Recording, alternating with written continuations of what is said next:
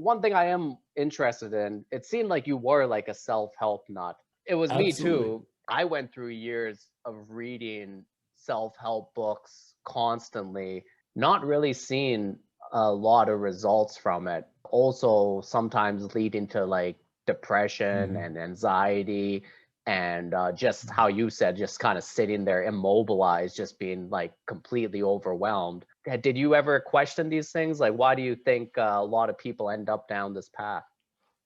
Yeah, I have very similar experiences, and I did a lot of questioning of it, and I've continued to sort of question it. I got really caught up in it because it's very seductive in terms of it takes you from a place of like, oh, I have control over my life to you can have anything you want. Now, some people might temper as like you can have anything you want within reason, or even like this law of attraction thing where it's like just thinking about it, you can have what you want.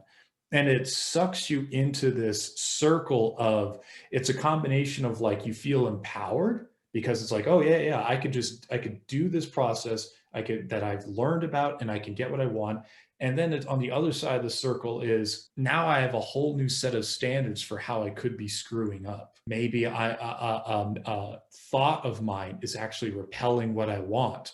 Maybe I'm self-sabotaging in this way, or I'm not succeeding like these other people had. So it almost piles on this extra layer of baseline anxiety. Mm. And then you start thinking about this extra anxiety you have, and you start blaming yourself even more. So it turns into this negative spiral.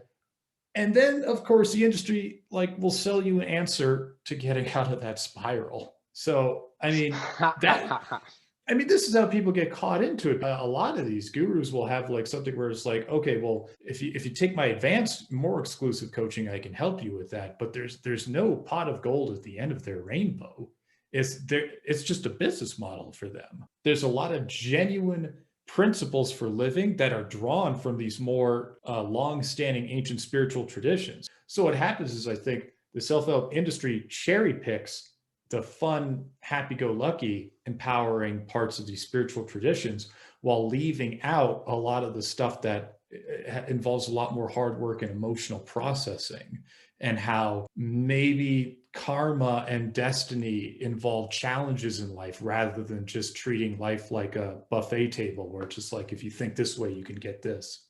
When you get that idea first in your head that a lot of self-help teaches you about your thoughts will create your reality, which like there's 100% like some truth to that. One thing I've learned through my years, and especially like coming up in like a meditative spiritual background, is like the one relationship you want to have with your thought, it's kind of disidentifying with your thoughts. The whole idea of you saying like, oh, my thoughts create reality, now you're just super identified with your thoughts. Now you're just Yeah. kind of saying like, Yeah. oh well, if my reality isn't good, it's my thoughts are bad, and then you're constantly fighting your thoughts again. Like, I just know how unhealthy that can be and how much anxiety that can really create.